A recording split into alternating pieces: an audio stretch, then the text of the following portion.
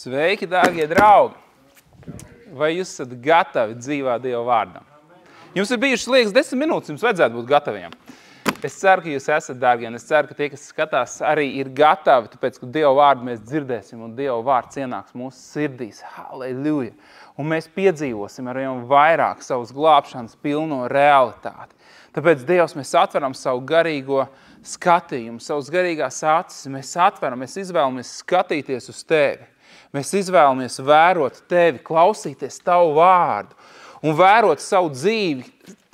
Slāvu Tev, Dievs, ieklausies ļoti uzmanīgs, to sadzirdēju.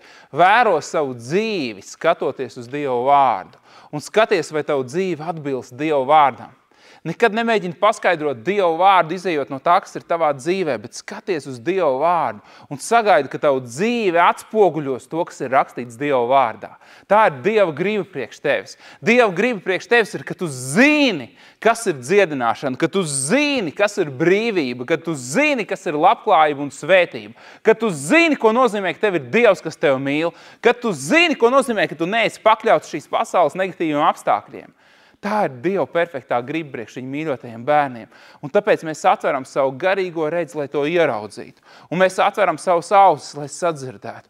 Mūsu sirds ir perfekta augsne tavam vārdam un tavu vārda sēklām. Un mēs sagaidām milzīgu rāžu savā dzīvē. Jēzus vārdā, lai arī citi var tikt paēdināti no šīs rāžas. Lai arī citi var baudīt šo saldo, brīnišķīgo, patīkamo garšu, ko tu esi devis mums mūsu dzīvē. Jēzus visu varenajā vārdā. Un tāpēc, Svētais Gars, es lūdzu un es sagaidu, ka mēs darbojamies ar Tevi kopā. Es sagaidu, ka mēs runājam kopā. Un ka Tu māci mani, kamēr arī pat tad, kad Tavu vārdu skan caur mani, ka es mācos no Tevis sacītā, un mēs mācamies visi kopā.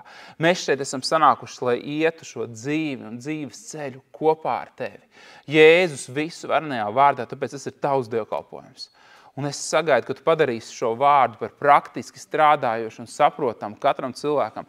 Es sagaidu, ka vārds, kas šodien skanēs, radīs cilvēkos vēlmi pēc tā, ka ir lielākas iespējas. Vēlmi pēc tā, ka var dzīvot savādāk, var dzīvot vēl labāk, var dzīvot Dievu perfektajā gribā, var baudīt attiecības ar Dievu, var baudīt katru dienu, ko Dievs mums ir piešķīris un devis, ka var izbaudīt situāciju, kurā tu esi, var izbaudīt šo mirkli, tev nav jāgaida parīt dienu, lai viņu baudītu. Tu vari baudīt to, ko tev Dievs ir devis, viņš tev ir devis visu, kas ir vajadzīgs dzīvībai, dievbijībai, tātad, lai tu varētu izbaudīt šo momentu kopā ar viņu, lai tu varētu pacelt savas rokas un svētā priekā teikt, slava Tev, Dievs! Halleluja! Paldies Tev par šo dienu! Paldies Tev par šo mirkli! Paldies Tev par manu dzīvi! Paldies Tev par to, kas man ir piešķirts! Kādas bagātas svētības ir manā dzīvē! Katrs cilvēks, kurš skatās uz Dievu, var ieraudzīt šīs lietas.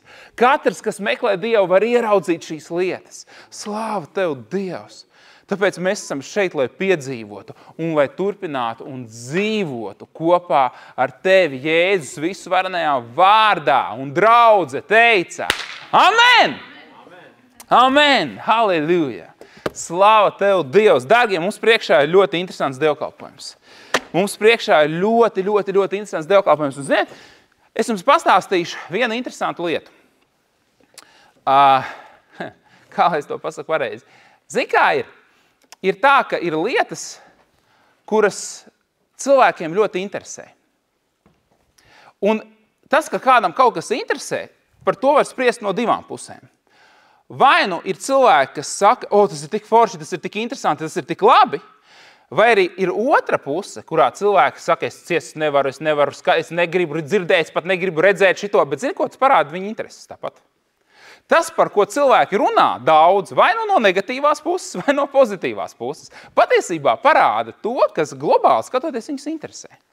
Es vienmēr esmu par to brīnījies. Es esmu tas, kas, ja kāds gadījumā vēl nav sapratis, es esmu tas cilvēks, kas skatās uz lietām no pozitīvās puses vienmēr.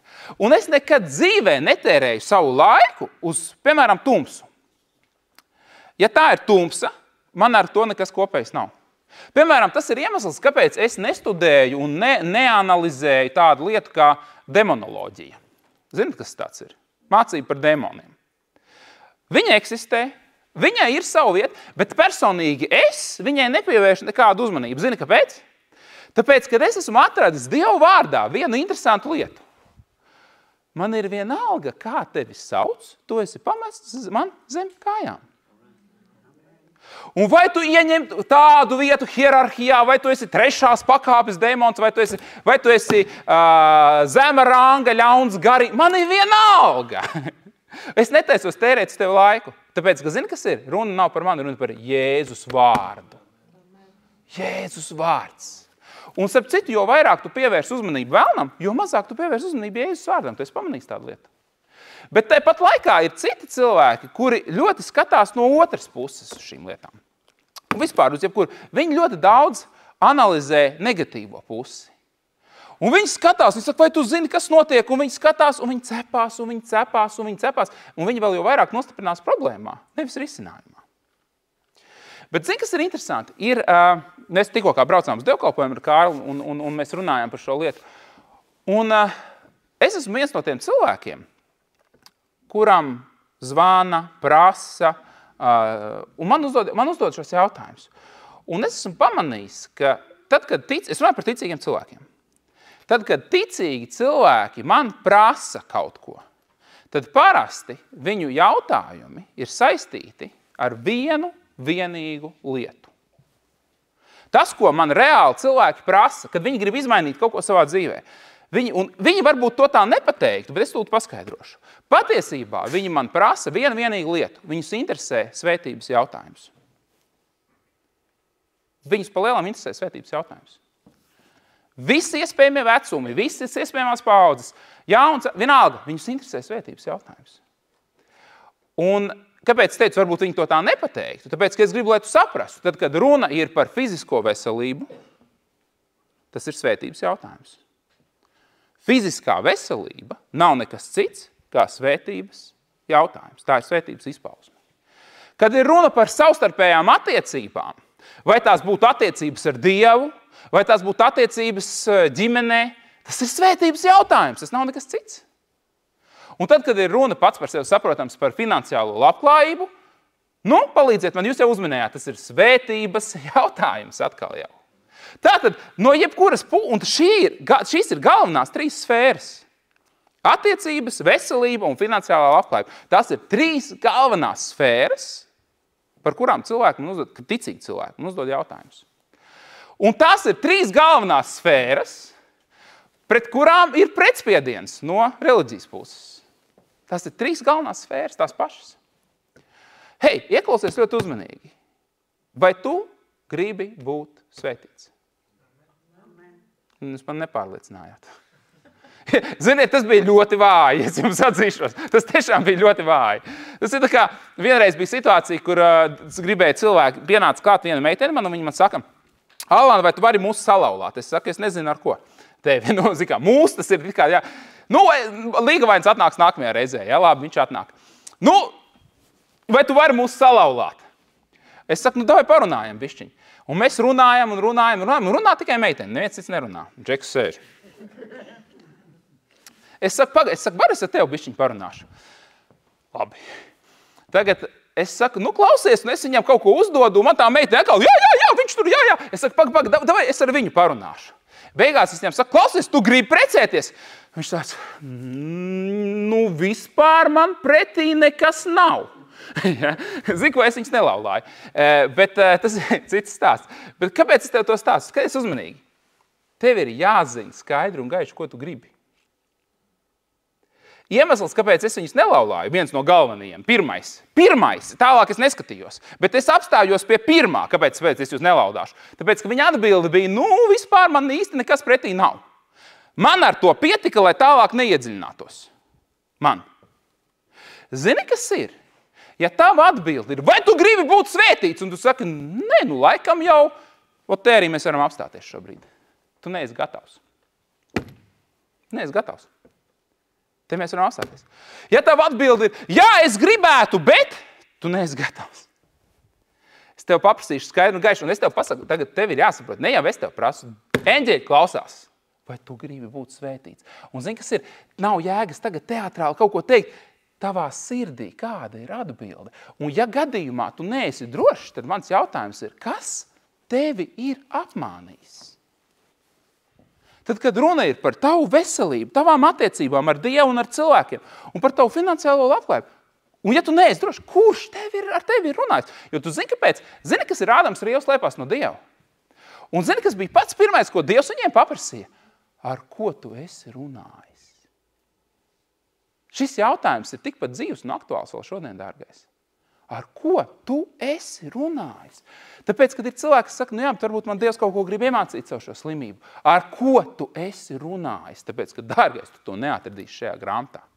Jā, bet Dievs stājas pretim lepnajiem. Varbūt tāpēc tu arī esi tur, kur tu esi. Jo zini, kas ir lepnība? Lepnība ir nostādīt savu vai savas sabiedrības vai savu iekšējā apļa ideju un domu, valdošo domu, kas tur ir augstāk par Dievu vārdu.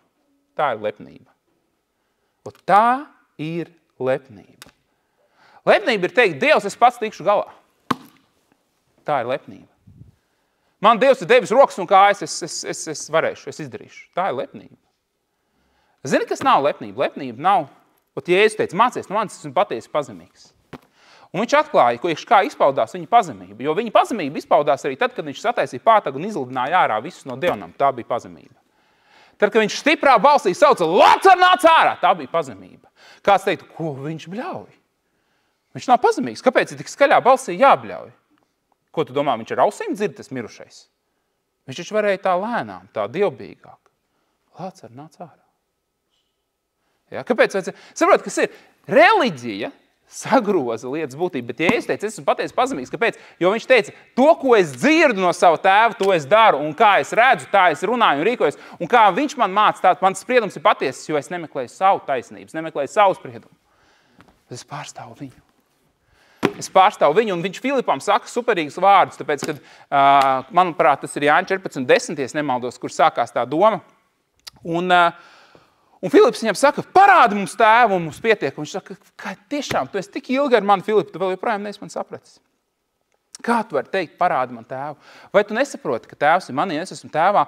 Un vārdi, skaties, un tas ir tik svarīgi, un vārdi, ko es saku, nav mani, bet tēvs, kas pastāvīgi ir manī, viņš dara savus darbus. Viņš savienoja vārdus ar darbiem.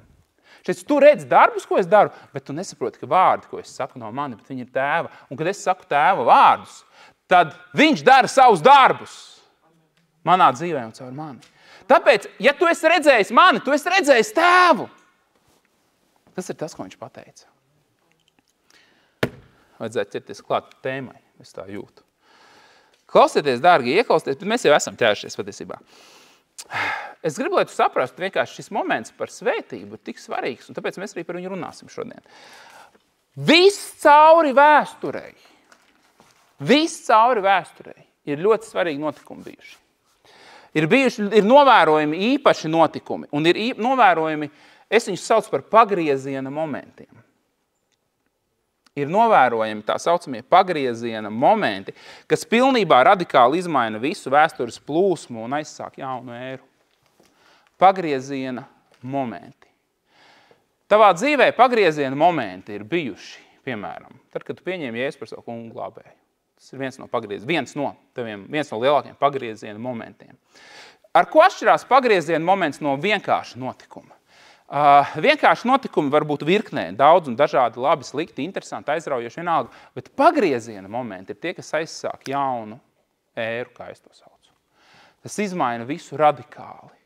Piemēram, pagrieziena moments ir daudz. Pagrieziena moments bija tad, kad Dievs runāja ar Noā. Tas bija pagrieziena moments. Tas bija mirklis, kurā sākā, pat ne tad, kad runāja, bet tad, kad drīzāk, teiksim tā, kad šķirsts bija gatavs, un kad Noā bija iegājis šķirstā, un pirmā lietus lāse. Iedomājies, nekad dzīvē nebija līs. Nekad nebija lietus bijis. Vispār nekad nebija bijis lietus. Neviens nav redzējis lietu. Atskaitot Noā, kurš ticībā par viņu bija redzējis un dzirdējis.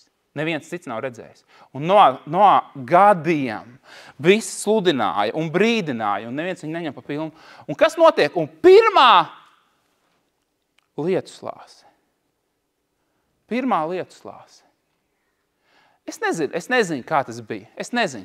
Bet, zini, vērojot, kā, jūs esat vērojuši kādreiz, man patīk vērot, kā notiek dabā lietas. Kāpēc? Tāpēc, ka Dievs to visu ir radījis. Jūs esat pamanījuši, kā ar lietu ir tā, ka parasti nav tā, ka vienkārši vienā momentā, bum, gāziens sākās.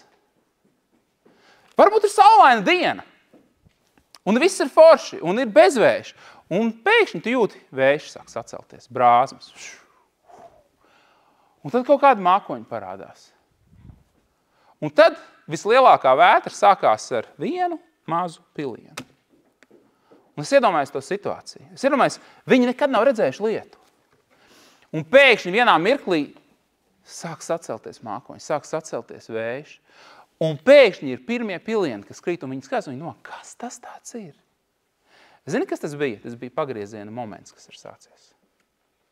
Vēsture vairs nekad nebūs tāda, kāda viņi ir bijusi pirms tam. Ir vēsturisks pagrieziena moments. Tas ir Noā gadījumā. Vēsturisks pagrieziena moments bija tad, kad Dievs radīja visumu. Tas bija vēsturisks pagrieziena moments. Ne tikai cilvēcei, bet vispār. Viņš radīja to, ko mēs šodien saprotam kā 3 dimensijas. Tas bija vēsturisks pagrieziena moments. Dievs pirms tam ir eksistējis neaprakstā. Viņš radīja laiku, tas bija vēsturisks pagrieziena moments. Jēzus Kristus nomira pie krusta, vēsturisks pagrieziena moments. Bet ieklausies ļoti uzmanīgi. Ir ļoti interesanti un ir pat noderīgi pētīt pagātnes lielos notikumus. Taču daudz svarīgāk ir apzināties laiku, kurā mēs dzīvojam šobrīd. Tas ir daudz svarīgāk. Un es esmu ievērojis tendenci kristīgajā sabiedrībā, ka cilvēkiem ļoti patīk šie vēsturiskie pagrieziena momenti, bet viņi neatšķir reizēm laiku, kurā mēs dzīvojam. Jo, piemēram, cik daudz no jums ir saskārušies tie, kas runā par dziedināšanu? Kādam ir stāstījuši kaut ko par dziedināšanu kristīgā sabiedrībā, kur varbūt kāds netic dziedināšanai? Cik daudz ar jums ir sastapušies ar tādu jautājumu? Bet kā tad ieps? Un parasti šim jautājumam nav paplašinājumu. Tas vienkārši, ar to arī viņš ir 100% ietvēris visu savu gan pretenziju, gan sašutumu. Kā tad ieps? Ja? Bet es tev gribu pateikt, klausies, iebam vispār nav nekāda sakara ar to laika dispensiju, kurā tu dzīvo. Iebam nav vispār nekāda sakara. Ieps ir pirms pagrieziena momenta, par kuru es šodien runāšu. Tas ir tieši tas pats, kā šodien uzdot jautājumu. Un saproti, kas ir, cik daudz no jums, labi, kā lai es to pareizi tā, cik daudz no jums vai nu paši personīgi nodarbojās vai pazīst kādu, kas nodarbojās ar uzņēmējdarbību? Ir? Visi spekulanti. Visi spekulanti, kas nodarbojaties. Skaties uzmanīgi, Padomju Savienībā tā saucās spekulācija, un par to, ja es nemalos, cietumā lika. Tad kāpēc jūs staigājat uz brīvām kājām un atzīstat, ka jūs esat spekulanti? Tāpēc, ka zini, kas ir? Laiks ir izmainījies.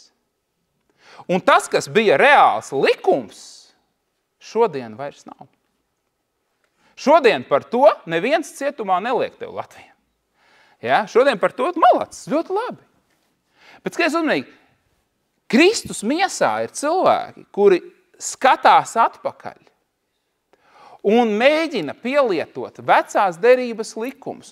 Un ne tikai vecās derības, bet vispār likumus, kuri nekad nav attiekušies uz mums. Un viņi brīnās, kāpēc nestrādā lietas. Un ir tik svarīgi apzināties laiku, kurā mēs esam šodien. Tāpēc, ka, ja tu neapzinies laiku, kurā mēs esam šodien, var gadīties, ka tu skaties un analizē savu dzīvi un mēģini pielietot lietas, kas ir Bībelē, kuras nekad nav attiekušās un neattieksies uz tevi, un tu nesaproti, kāpēc viņas nestrādā. Tie cilvēki, kas vēl nav, kas varbūt tagad jau es pieļauju, ka ļoti maz tādi ir, bet pieņemsim, jūs atceraties, ja, ka pirms gadiem 30 gandrīz vai katrā dzīvoklī bija tāda lieta kā telefona līnija. Ja? Tas gan ekskluzīva lieta savā laikā tā bija. Tāpēc, ka es atceros, ka bija laika, ka reizēm kaimiņi nāca pie kāda, vai var piezvanīt no jūsu telefona. Ja? Tā saucās telefona līnija.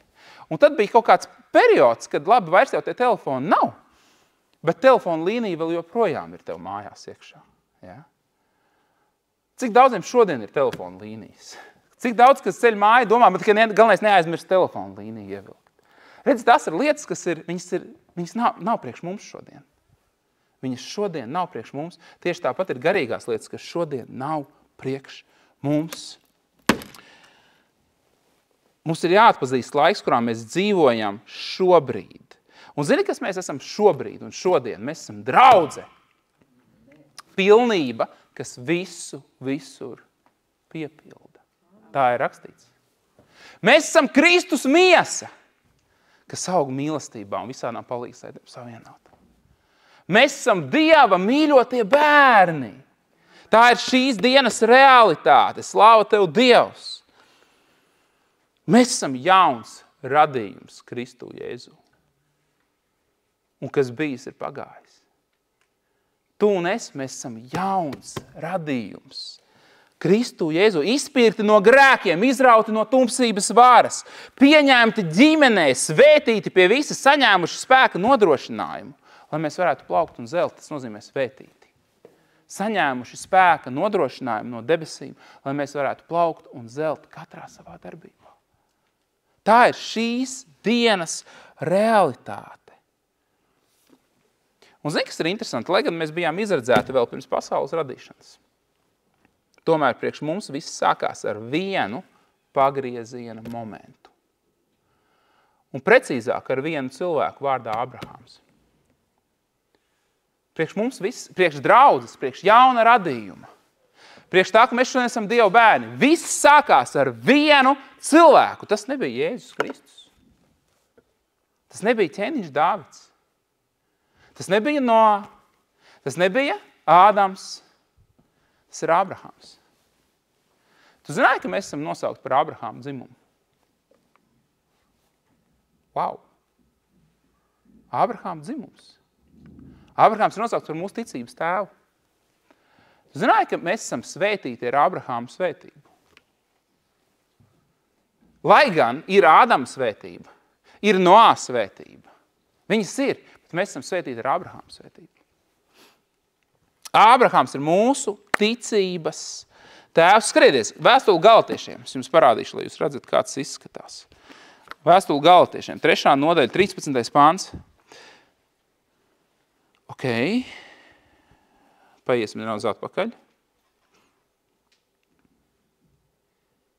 Es izdomāšu, no kurienes lasīsim tos.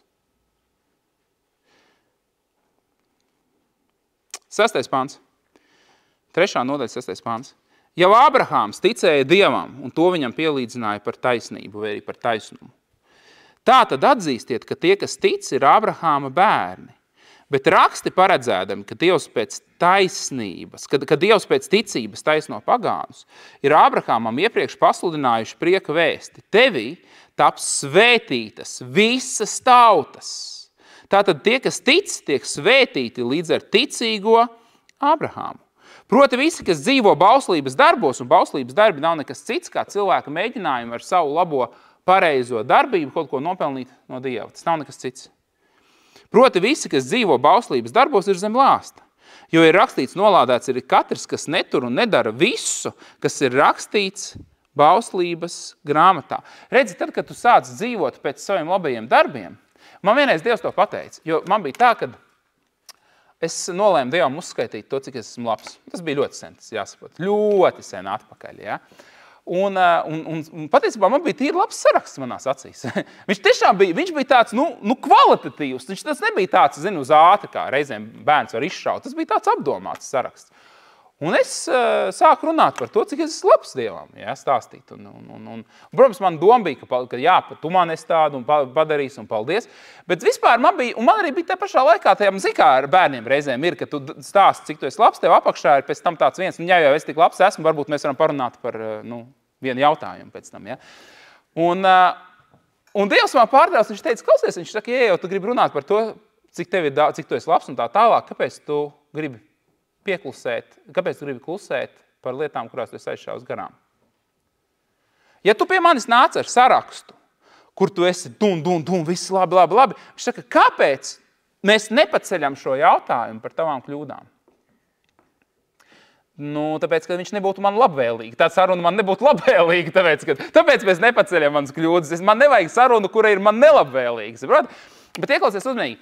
Tas, kas šeit ir teikts, kas ir zem bauslības, ir zem lāsta. Kāpēc? Tāpēc, ka tad, kad tu gribi turēt, balstīties uz saviem labajiem darbiem, tev automātiski ir arī otra puse. Un ja mēs nākam ar sarakstu, mums ir jāizskata viņš pilnībā. Tāpēc ir teikts, visi, kas ir zem bauslības darbos, ir zem lāsta. Skaties uzmanīgi.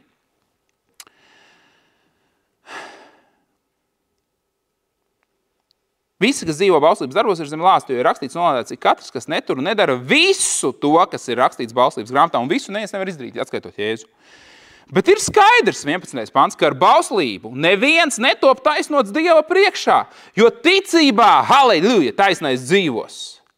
Bauslībai nav daļas ar ticību, bet kas to ir turējis, tam tā dod dzīvību. Redzi, taviem darbiem nav nekā kopēja ar ticību. Tāpēc, kad ja es ar saviem darbiem varu kaut ko panākt, tad es to varu izdarīt 100% ar saviem darbiem, tas neietver ticību.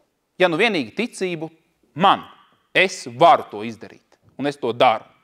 Ja? Bet skaties uzmanīgi, šādai ticībai nav nekāda sakara ar Dievu. Jo savā spēkā mēs ļoti daudz ko varam izdarīt. Bet tam nav ticība, sakars ar Dievu. Tad, lūk, ticībai ar darbiem nav nekā kopēja. Tas, kas šeit ir rakstīts, doma ir sekojoša. Mirklī, kad es vēršos pie Dieva, man nav jābūt kvalificētam izdarīt to, ko Dievs man ir teicis izdarīt. Es uzticos viņam. Dievs, ja tu man esi aicinājis, es ticu, ka tu zini, kāds es esmu. Tu zini visas manas kļūdas. Patiesībā, paskaties uz visiem cilvēkiem, ko Dievs ir aicinājis, visi kā viens ir iesākuši ar to, Dievs, es neesmu cienīgs. Mūsu saka, Dievs, tu esi nokļūdījies. Kāpēc? Tāpēc, kad viņi uzreiz skatās un viņi saprot, es nepavēlku to aicinājumu, uz ko Dievs man aicina. Viņi saka, es taču zinu, kāds es esmu. Es to nevaru izdarīt. Dievs saka, jā, malacis, es arī zinu, kāds tu esi. Un es nerunāju par to, kāds tu esi, es runāju par to, ko es tevī gribu ielikt un ko es gribu tev iedot. Tāpēc, skaties uzmanīgi, tev nebūs cita varianta, kā noticēt. Jo kamēr tu nenoticēsi, tu redzēsi to, ka tu nevari to izdarīt. Bet tad, kad tu noticēsi, nevis, ka tu vari, bet kad tu noticēsi man, tad sāks tavā dzīvē parādīties mans pārdabiskais spēks, kurš, piemēram, tevi taisno iesākumā. Bauslībai nav daļas ar ticību, bet kas to ir turējis, tam tā dod dzīvību. Un tas bija Jēzus Kristus, un tāpēc Dievam ir derība nevis ar tevi, bet ar Jēzus Kristu. Tāpēc tu pieņem Jēzu par savu kungu, atdod savu dzīvi viņam, un tu esi iekš derības, kas ir starp Dievu un Jēzu Kristu. Un šī derība ir nesaraujama. Tu nevari saraut derību, ko tu neesi noslēdzis. Viņi ir starp Dievu tēvu un Jēzu Kristu. Tā ir tā labā ziņa. Kristus, un tālāk skaties, kas ir teikts. Kristus, 13. pants, ir mūs atpircis no bauslības lāsta. Un zini, kas ir interesanti, šis bauslības lāsts ienāca 430 gadus pēc tam, kad Dievs bija devis apsolījumu Abrahamam. Abrahams nekad nav dzīvojis saistībā ar, vispār viņam ar lāstu nekā kopēja viņa dzīves laikā nekad nebija. Viņš vispār nav nekad piedzīvojis, kas ir lāsta daļa. Tas ir ļoti svarīgs moments. Tāpēc, ka šodien kristieši mēdz runāt par to, ka labi, tu runā par sēdiem, kāpēc tu nerunā par lāstu? Tāpēc, kad Abrahams nekad dzīvē nav saskāries ar lāstu. Un Abrahams ir mūsu ticības tēvs. Bauslība tika iedota 430 gadus vēlāk, un par to ļoti daudz runā Pāvils, viņš saka, un viņa neatceļ apsolījumu. Viņa ir iedota, tas bija pagrieziena moments jūdu tautai uz zināmu periodu. Bet nekad tas nav bijis pagrieziena moments, kas būtu attiecināms uz nejūdiem. Vai arī uz jaunu radījumu, un šodien arī jūds pēc asinīm arī ir jauns radījums, viņš pieņems Jēzu par savu kungu glābēju. Tāpēc tam nav vispār runas nekāda sakara ar mums. Kristus ir mūs atpircis no bauslības lāsta. Viņš runā par to īso periodu, viņš runā par to periodu, zem kura bija jūdi. Skaties uzmanīgi. Atpircis no bauslības lāsta. Un, protams, kad jaunam radījumam nav vispār nekā kopēja vairs ar šo lāstu. Mēs parunāsim par to, kas viņš ir. Viņš mums ir atpircis no bauslības lāsta, mūsu labā kļūdams par lāstu, jo ir rakstīts, nolādēts arī katrs, kas karājas pie koka. 14. pants pievēsiet ļoti uzmanīgi, skaties ļoti uzmanīgi.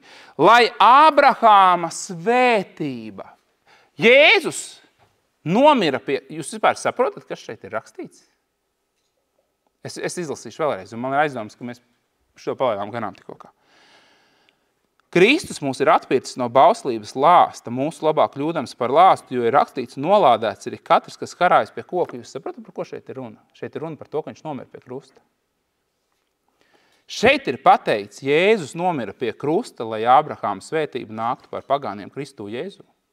Tā, ka ticībā mēs saņemam garu apsolījumu. Tas ir vienkārši ārpus kārtas.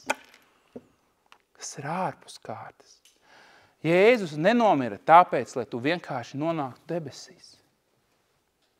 Viņš nenomira tāpēc, lai vienkārši tev nedaudz uzlabotu. Viņš nomira pie krusta, lai tu būtu atbrīvots no visa, kas ir saistīts ar lāstu. Un lai Ābrahāma svētība nāktu pār pagāniem, Kristu Jēzu, tad tie vairs nav pagāni, tie ir tie, kas ir pagāni, bijušie pagāni, nejūdi, nosauksim viņus labāk tā. Jo visi, kas bija nejūdi, bija pagāni tajā laikā. Lai pār visiem nejūdiem nāktu Ābrahāma svētība, un tālāk ir viena nianse, ka ticībā mēs saņemam gara apsolījumu. Un dievkalpojuma nosaukums šodien ir, kas notiek ar apsolījumu bez ticības? Tas ir labs nosaukums. Es vienkārši vēl nebiju izdomājis nosaukumu. Es vēl domāju par nosaukumu. Es mašīnā braucot, domāju, ka šis būs, bet zini ko, tas ir labs nosaukums. Kas notiek ar apsolījumu bez ticības? Šis ir fundamentāli svarīgs jautājums. Jo šeit ir teikts, ka jūs saņem, lai Jēzus ir nomirs pie krusta un augšām cēlies, lai Ābrahāma svētība nāktu pār pagāniem, Kristu Jēzu, ka ticībā mēs saņemam garu apsolījumu. Un zini, kas ir? Apsolījums ir. Ir jautājums, vai ir ticība, kas savieno šo apsolījumu. Un tava ticība nekad neaizies tālāk par tavām zināšanām, kas ir balstītas uz Dievu vārdu. Un ja tu nezini, ka Dieva grib ir, lai tu vienmēr esi vesels, tavu ticību par veselību nevar strādāt. Un ja tu nezini, ka Dieva grib ir, ka tu esi svētīts pie visa, materiāli, finansiāli, emocionāli, ja tu to nezini, tava ticība nekad nav spējīga iet tajā virzienā. Nevar būt. Tas nav iespējams, jo vēlns vienmēr ienāks ar bailēm, šaubām, nedrošību un visām pārējām lietām tikai tāpēc, lai tu sāktu, un viņš tev piemetīs pat raksturvietas izrauc no kontekstu. Tu zināji, ka vēlns ar Jēzu runāja, balstoties uz raksturvietām. Tu domā, viņš tev nevar piemest raksturvietas. Man ir cilvēki kādreiz teikuši, jā, bet tu zini, Bībelē ir teikts, es saku, tu vispār saproti, kādā kontekstā tu runā. Par ko tu runā? Tāpēc, kad vēlns tikai runāja ar rakstu vietām ar Jēzu. Skaties, kuras bija izrautas no konteksta. Ja tu izrauji rakstu vietas ārā no konteksta, tu paliec ar nepatiesību. Tu vienkārši paliec ar nepatiesību. Un zini, kas ir? Un tu pazaudē brīvību. Tāpēc Bībelē ir teikts, tu atzīsi patiesību visā viņas pilnībā. Un patiesība tevi atbrīvos. Tad ko izdara daļēja patiesība? Viņa savažo cilvēku. Reliģija ir pilna ar savažotiem cilvēkiem, kas dzīvo uz puspatiesībām. Puspatiesības. Zini, kas ir? Tu teikt jau var visu, ko grib, bet savažots cilvēks ir tāds, kurš nav brīvs. Viņš ir tāds, kurš nav brīvs. Es neteicu, ka viņš ir neglābts, bet viņš nav brīvs. Es neteicu, ka viņam nav savu foršie momenti, bet viņš nav brīvs.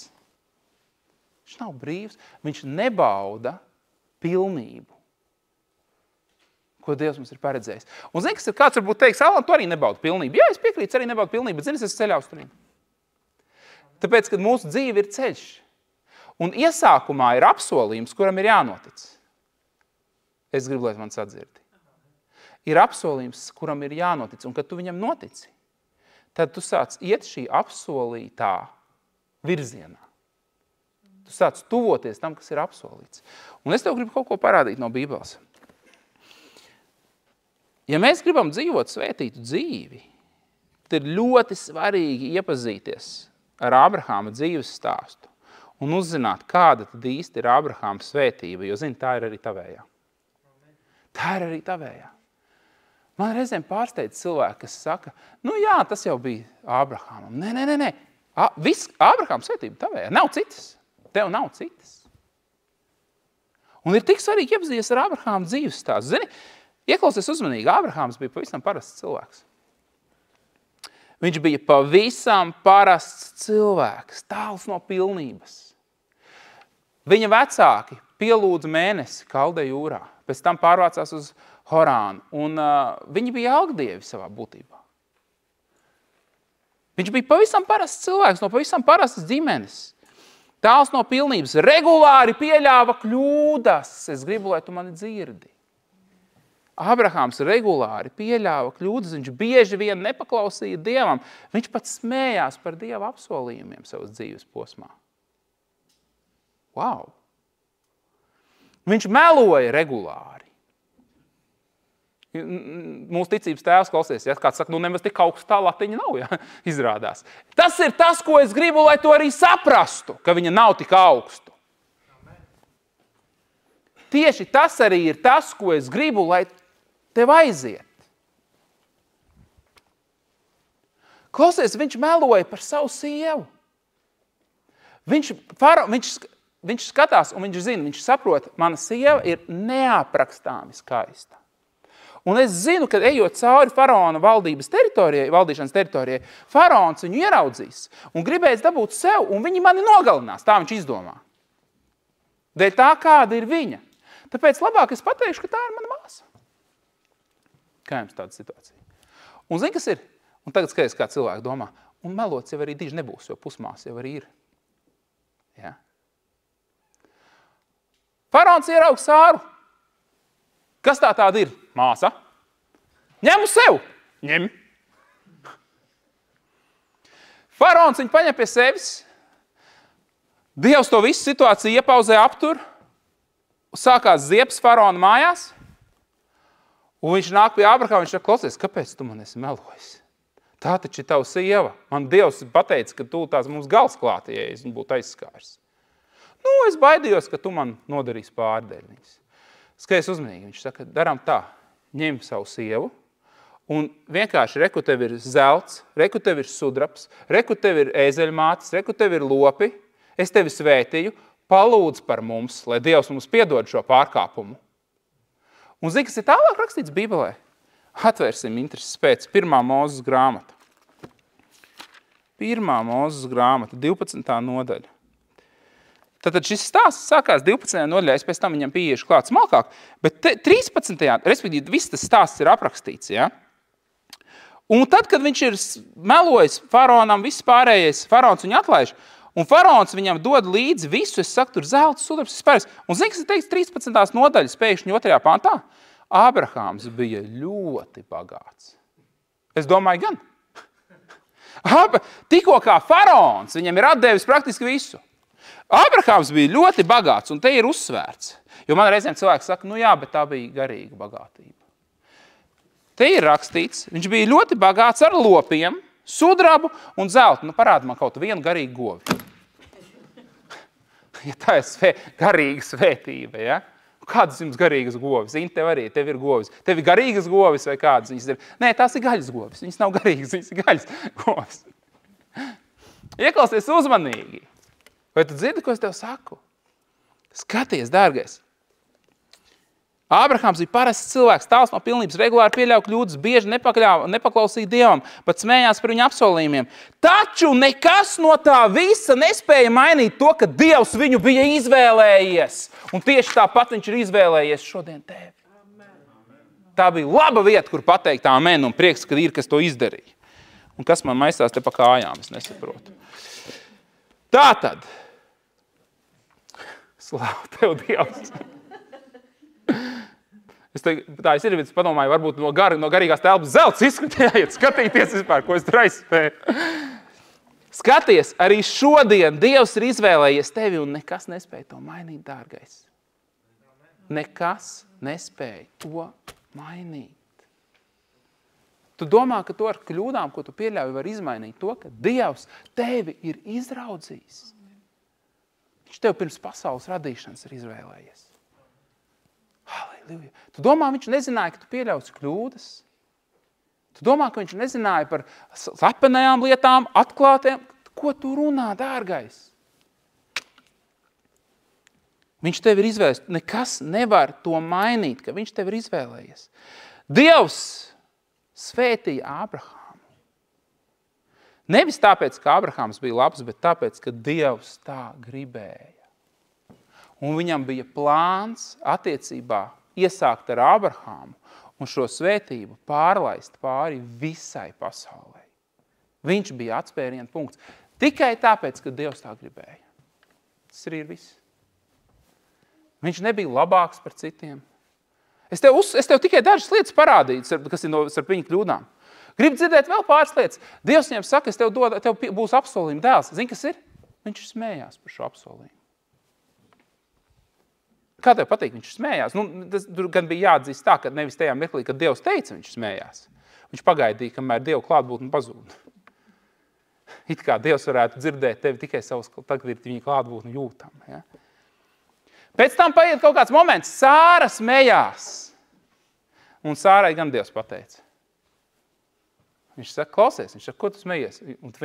Es nesmejos, tajā laikā viņi nevarēja, bet mūsdienās droši vien vēl krusta zīme būtu pārmest. Tajā laikā viņi nebija atziņas par to, ka tā mēdz darīt. Es nesmējos, Dievs viņai saka, tu melo, smējies gan. Un zini, un tas neatcēla Dievu plānu uz viņiem. Nebija tā, ka Dievs saka, tad tu smējies par mani? Tu smējies par manu plānu? Labi, es jūs varu nomainīt tūlīt pat uz vietas. Tu domā, ka man ir problēma jūs nomainīt? Man ir ļoti daudz kandidātu, kas nespiesies par mani. Pēc šī gadījuma noteikti nesmiesies. Dievs varēja tā izdarīt, ja viņš būtu gribējis. Bet tā nebija problēma. Tāpēc, ka Dievs zina, kāds esi tu un kāds ir viņa plāns attiecībā uz tevi. Un Dieva plāns ir, ka tu nepaliksi tāds, kāds tu biji un kāds tu esi. Kādam ir jāsadzird mani. Es biju, godīgi sakot, domājis, ka es šodien sludināšu citu dievkalpojumu.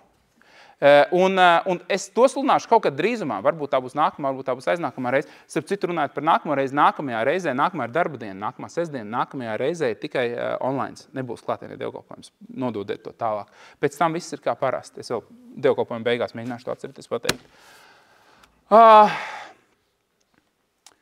Es biju plānojis runāt par tādu lietu, kā labā vēsts dara labu cilvēku. Labā vēsts padara cilvēku labu. Ja tā ir īsti labā vēsts, viņa padara cilvēku labu. Tas bija tas, par ko es biju plānojis runāt. Bet es saņēmu pēc tam, ka mēs šodien runājam citu dievkalpojumu. Un līdz tam es tikšu kaut kad. Bet ir tik svarīgi saprast šo lietu, ka labā vēsts, es nedaudz to iedošu, nogaršot nedaudz no nākamā dievkalpojuma. Labā vēsts padara cilvēku labu, tā ir labās vēsts būtība. Un ja man kāds grib teikt, viss, ko jūs darat, jūs tur runājat par labo vēstu un paši dzīvojat kā gribat, tie ir meli no ēles, tāpēc, ka labā vēsts, viņai ir jāpadara cilvēks labs. Vai arī tā nav labā vēsts, dārgais, ko tu esi dzirdējis un kurai tu tici? Es tev pateikšu skaidru un gaiši. Un, protams, mēs runāsim pēc tam par to, ka nav neviena laba, vai ne, kā mēs zinām Bībelē atskaitot Dievu, un ko tas nozīmē, un kā tu vari būt labs. Bet par to mēs runāsim nedaudz vēlāk. Tātad, skatieties, dārgie, Dievs svētīja Ābrahāmu nevis tāpēc, ka Ābrahāms bija labs, bet tāpēc, ka Dievs tā gribēja, tāpēc, ka Dievs bija labs. Un 1. Mūzes grāmata 12. nodaļa. Skatieties, šeit ir aprakstīts, kā viss sākās. Un patiesībā pirms tam mēs varam lasīt nedaudz 11. nodaļas, to nedarīšu. Mēs varam lasīt par to, ka Kaldeju jūrā viņa ģimene bija elkpielūdzēja, elkdievi un tā tālāk, bet 12. nodaļa sāk šādi. Un tas kungs sacīja uz Ābramu. Ievēro, viņš toreiz nebija Ābrahams, viņš bija Ābrams. Dievs, pirms tam mēs par to nedaudz vēlāk runāsim, viņš nomainīja viņam vārdu. Tāpat kā Sāra nebija Sāra, bet viņa bija Sāra, ja? Un ebreju valodā šiem vārdiem ir ļoti dziļas nozīmes. Viņiem ir tulkojumi un tā tālāk.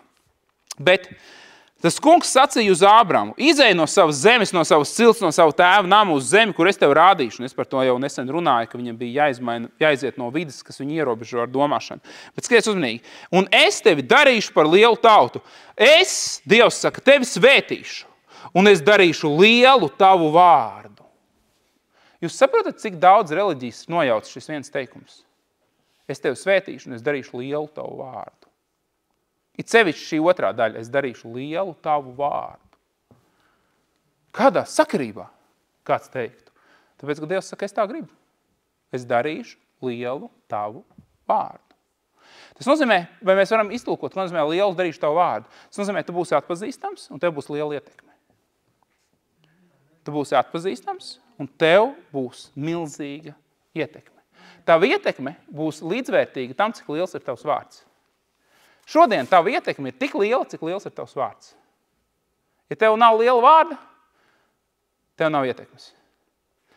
Vienu dienu, reizēm cilvēki to pārprot arī, protams. Vienu dienu mājās, es nezinu, kas tur notiek, bet mans vecākais dēls, tagad viņam ir 7, toreiz viņam bija kaut kādi 5 vai 6, bļaustās viņš pa māju tur apkārt. Bļaustās, bet nevis sliktā nozīmē, vienkārši skaļi, viss ir ļoti skaļi. Un Elizabete saka, un es vienkārši klausos tos, es dzirdu to sarunu, un viņa saka, no ko tu bļauj? Viņš atbļauj, viņš saka apkārt, raksturs liels! Redzi, tad, kad ir raksturs liels, tad arī darbības ir liels un skaļums ir liels. Ja? Tad, kad ir vārds liels, teikšana ir liela. Un ja vārds nav liels, teikšana ir maza. Zini, kas padara tavu un manu vārdu lielu? Jēzus vārds. Tas ir vislielākais no visiem vārdiem. Tāpēc ir teikts Jēzus vārdā. Jēzus vārdā locīs ceļus. Jēzus vārdā. Hei, un neklausies uzmanīgi, un tev ir dota autoritāte. Lūk, ja tu gribi zināt, cik tas liels, tev ir dota autoritāte lietot Jēzus vārdu. Tu esi kā pārstāvis. Tas nozīmē, es neesmu viņš, bet man ir pilnvara. Ģenerāla pilnvara. Saproti? Es varu iet, un man prasa, kas tu tāds esi? Es saku, man ir pilnvara. Un zini, kas ir interesanti? Un interesanti ir tas, ka šī pilnvara ir tad, kad tu esi, viņa kļūst dzīva tavā dzīvē, tad, kad tu esi noticējis viņai. Tāpēc, ka bija priesteris Skeva, un viņam bija 7 dēli. Un viņi bija padzirdējuši par to, kā darbojās kristieši. Jēzus, viņi īsteno savu pilnvaru, kas viņiem ir Jēzus vārdā. Un viņi bija dzirdējuši, ka tā ir tāda forša metode. Viņiem ir savi rituāli, kā vajag izdzīt ārā ļaunus garus. Ziniet, afrikāņu vudu ir savi rituāli, kā vajag ļaunus garus izdzīt un lietus piesaukt. Un viņi visu to dara tur. Bet viņi padzirdēja, ka ir foršāka metode. Vieglāka. Jēzus vārds. Vai pamēģināsim? Pirms tam viņš tur, ne viņi, bet citā vietā. Ja? Viņš saka, ir Jēzus vārds izrādās. Pamēģinām. Un viņi saka, izej ārā tā Jēzus vārdā, ko sludina Pāvils. Tas ir zin kā, tāpēc, ka jums ir jāsaprot, ka Jēzus bija pietiekami populārs vārds tajā laikā. Un viņi domāja, ka ir jānoprecizē. Ne jau mēs runājam par kaimiņu Jēzu, kas te ir, ja, dzīvo 3 mājas tālāk, bet tā Jēzus vārdā, ko Pāvils sludina. Un zini, kas ir interesanti, tas gars viņiem atbild. Viņš saka, es Jēzu pazīstu. Es zinu, kas ir Jēzus. Un Pāvilu arī es pazīstu. Tas ir tik spēcīgi. Viņš zina, kāpēc viņš pazina Pāvilu? Tāpēc, ka Pāvilam bija aktivizēta pilnvara ar ticību. Viņš saka, kas tu tāds esi? Kas jūs tādi esat? Un viņi nevarēja atbildēt. Un viņi dabūja glābties no tās vietas. Zini, kāpēc? Viņiem patiesībā bija pilnvara, viņi nebija aktivizēti, nebija paraksts salikt virsū. Ticība saliek virsū parakstus. Viņiem nebija ticība. Ja viņi būtu teikuši, klausies, zini ko? Jēzus ir mans kungs un glābējs. Tam garam nebūtu vairs ko atbildēt. Viņiem nebija ko atbildēt, tāpēc, ka tas bija Jēzus, kuru Pāvils sludina. Nevis Jēzus, ko mēs sludinam, ko mēs pazīstam, ko mēs zinām. Nevis mūsu glābējs. Tāpēc tavs vārds ir liels, tāpēc, ka tev ir dota pieeja pie vislielākā vārda. Tu vari rīkoties viņa vārdā. Tu vari pasludināt lietas viņa vārdā. Tu vari darīt lietas viņa vārdā. Bet tavu ticību nekad neaizies tālāk par tavam zināšanām.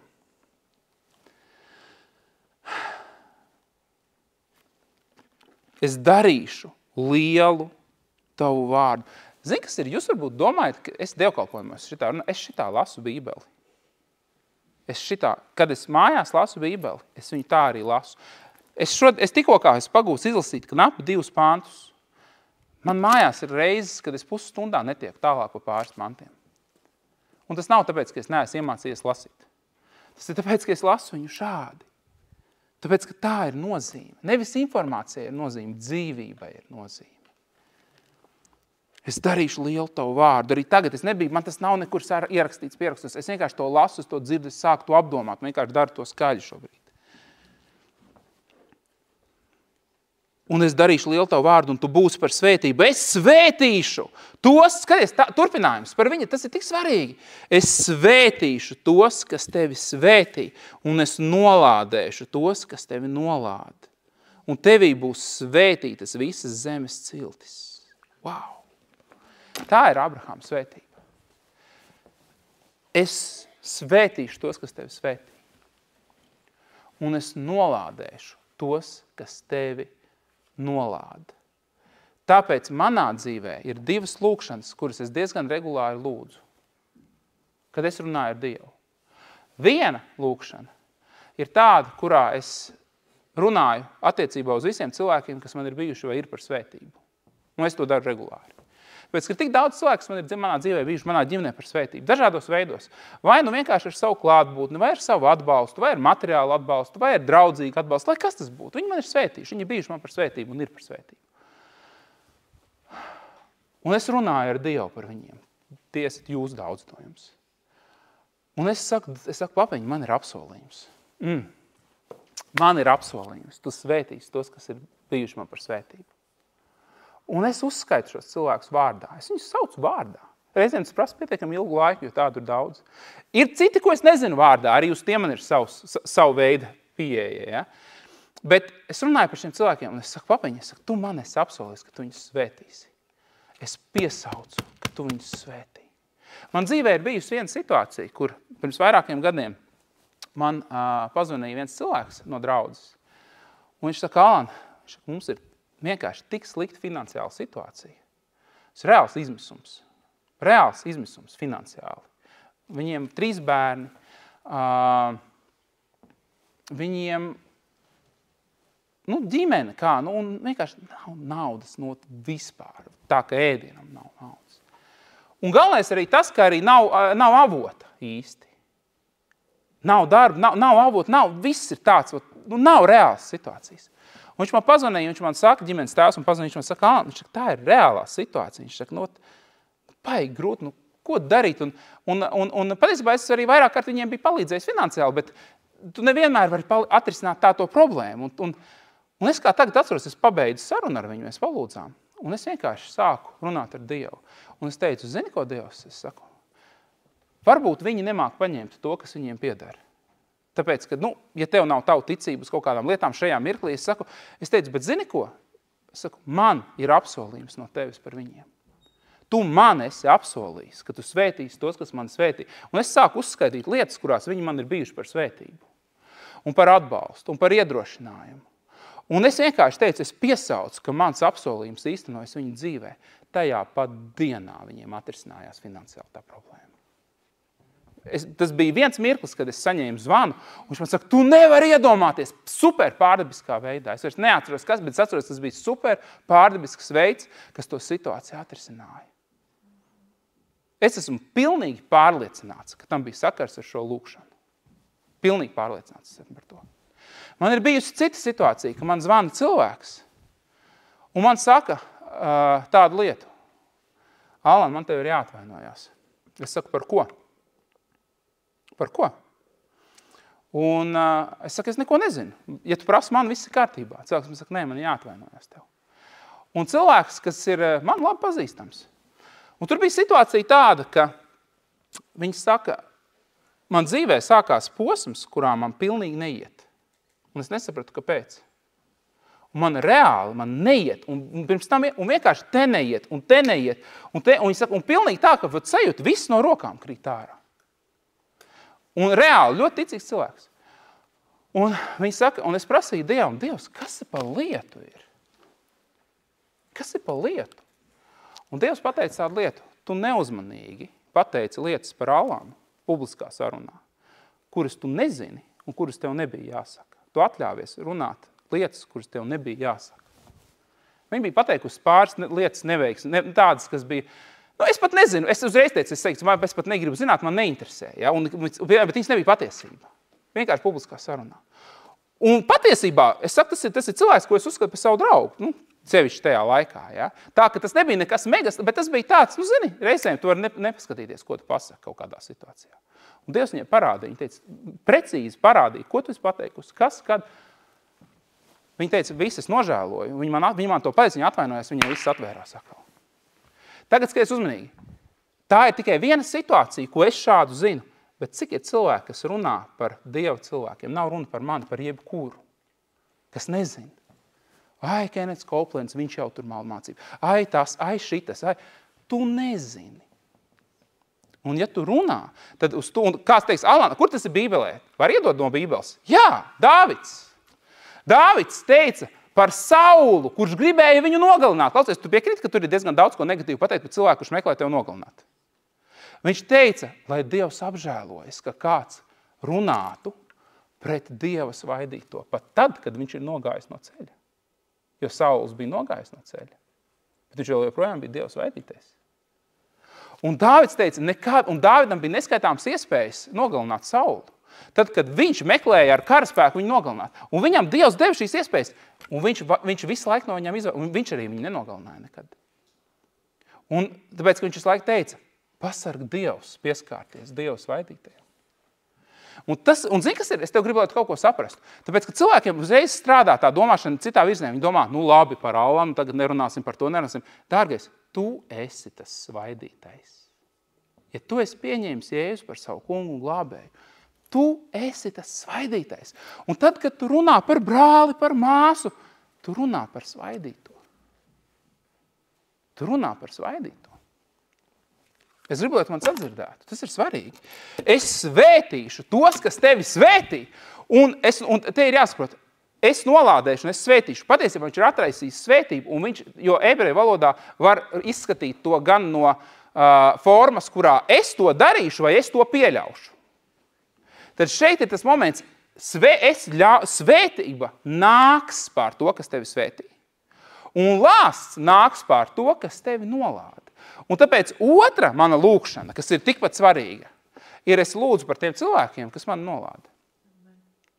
Un es lūdzu, un es saku, Dievs, es viņiem piedodu. Nepielīdzini viņiem to.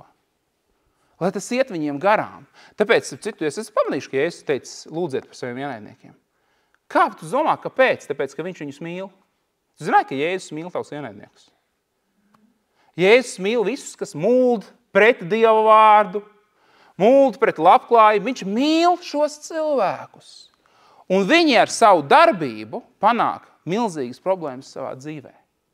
Tāpēc es no savas puses saku, Dievs, es viņus atlaižu. Es viņus svētīju vēl jau vairāk. Kāpēc? Vēl viens iemesls. Tāpēc, ka ja cilvēks būs svētīts, viņš pārtrauks darīt lāsta darbības. Tā ir vēl viena lieta. Ja ir kāds, kas tevi kaitina visu laiku, tajā mirklī, ka tas ir tāpēc, ka viņš nav svētīts. Bet ja viņš būs svētīts, viņš pats būs par svētību. Tu nevari dot to, kā tev nav.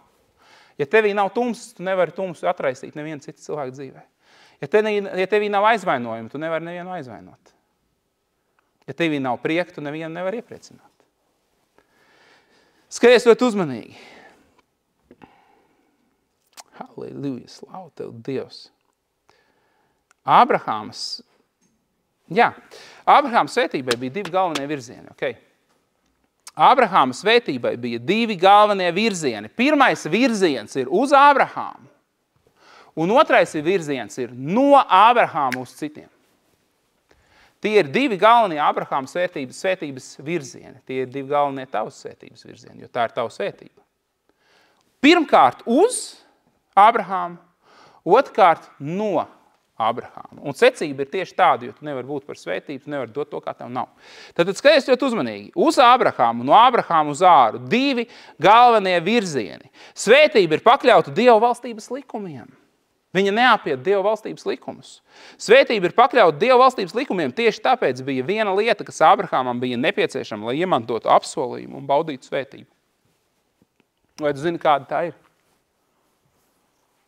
Ticība. Ticība. Ābrahāmam bija apsolījums par svētību, bet viņam bija vajadzīga ticība. Kāpēc? Tāpēc, kad svētība neapiet Dieva valstības likumus. Svētība ir daļa, Dieva valstības likumi ir ļoti, ļoti tāds smalks mehānisms, ja tā var teikt. Un viss strādā savstarpēji miedarbojoties. Svētība neapiet šos likumus.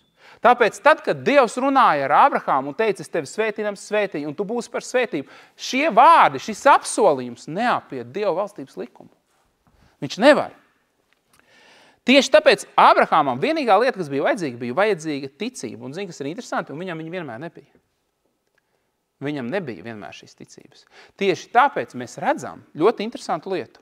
Mēs redzam to, ka viņš smējās, apšaubīja. Saproti? Dievs viņam saka, tev būs dēls ar Sāru, viņš saka, ka tik Ismaēls paliek dzīvs.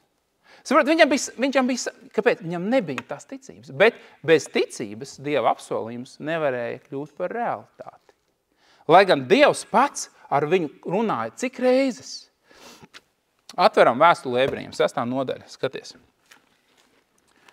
Vēstuli Ebrejiem, 6. nodaļa.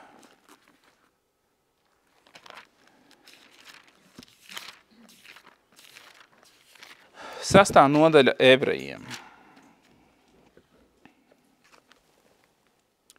12. pāns, šeit ir teikts, ka jūs netopat kūtri, bet sekojat tiem, kas ar ticību un pacietību iemanto apsolījumu.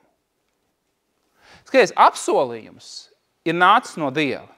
Es svētīšu tevi un visus, kas tevi svētī, un nolādēšu visus, kas tevi nolāda. Piemēram, apsolījums no Dieva.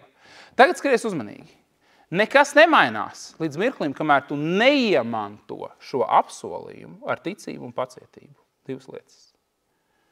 Ticība un pacietība. Un es pat teikšu savādāk, viņus vajadzētu sajaukt vietām šos divus vārdus. Ar pacietību un ticību, tāpēc, ka tad, kad ir atnākusi ticība, tad pacietība ir beigusies. Jo tad ir apsolījums klāt. Pacietība ir tā, kas aizved līdz ticībai un iedarbina šo ticību. Bet skaties uzmanīgi. Ar ticību un pacietību ir jāiemanto apsolījums. Pat tad, kad Ābrahāmam bija apsolījumi, tie nepiepildījās, kamēr Ābrahāms neiedarbināja valstības likumus ar ticību. Kas tie bija par valstības likumiem? Saukt nēsošo kā par esošu. Saukt nēsošo kā par esošu. Tas ir viens no galvenajiem Dieva valstības likumiem, kas ir saistīts ar ticību. Saukt nēsošo kā par esošu. Zini, kas ir interesanti? Interesanti ir tas, ka es iesāku par to nedaudz runāt pašā sākumā, ka sākumā Dievs neuzrunāja Ābrahāmu, viņš uzrunāja Ābramu. Tajā laikā, kad Dievs uzrunāja šos divus cilvēkus, ko mēs pazīstam kā Ābrahāmu un Sāru, viņiem bija citi vārdi. Viņus sauca Ābrams un Sāraja. Es neiedzināšos, man ir citi dievkalpojumi, kurus vairāk kārt runāju par to, ko viņš izdarīja ar tiem vārdiem, un tas ir ļoti interesanti un dziļi, bet man nav laika tam šodien. Bet es patagaidrošu tikai to, ka Ābrams tulkojās kā augstais tēvs. Un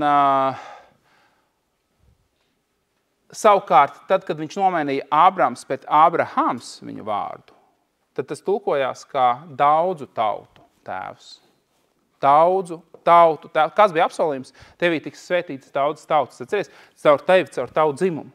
Tālāk Sārajas vārds tika nomainīts pret Sāra, un Sāraja arī varēja tulkoties kā mans kungs. Un savukārt Sārā tulkojās kā princese. Un tagad daudzu tautu tēvam un princesei dzims ķēniņi un priesteri. Un kas ir svētīti dzimta tālāk aiziet. Un kas ir šīs pasaules svētība. Bet ieskaties ļoti uzmanīgi. Es gribētu kaut ko saprastu. Dievs uzrunāja nevis Ābrahāmu, bet Ābramu. Un viņš viņam deva apsolījumu. Tu zini, cik ilgs laiks pagāja, līdz šis apsolījums piepildījās? Es gribētu kaut ko saprastu. 24 gadus. Ābrams 24 gadus nepiedzīvoja Dieva apsolījumu savā dzīvē. Šī apsolījuma pilnībā.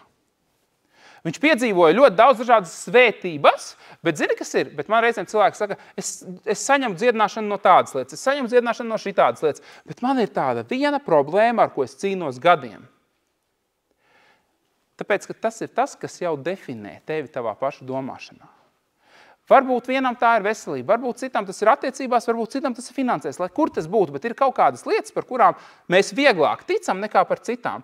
Jo ir atsevišķi jautājumi, kurus mēs jau esam pieņēmuši kā mūsu situāciju.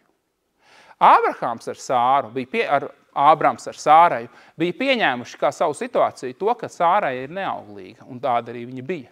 Viņi bija pieņēmuši to, ka viņiem jau ir 90 un tūlīt 100 gadi, klausies, pīļais draugs mans.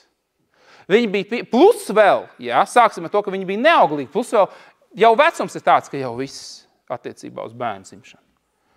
Un viņi to bija pieņēmuši, tā bija viņu situācija. Tāpēc viņiem nebija problēmas ar citām svētībām, kā piemēram sudrabs, zelts, lopi, kalpi, kalponis. Ar to viņiem problēma nebija. Bet viņu galvenais jautājums 24 gadus viņi nesaņem apsolījumu. Un Dievs visu laiku ar viņiem runāja. Viņš viņiem visu laiku viņš darīja visu, lai viņi iedarbinātu valstības likumus, jo Dievs tavā vietā viņš nevar iedarbināt. Viņš viņam rādīja zvaigznes un deva redzējumu, viņš viņam deva vīzijas, bet viņš nevarēja panākt, ka viņi runā. Jo zini, ko teica Ābrams visu laiku?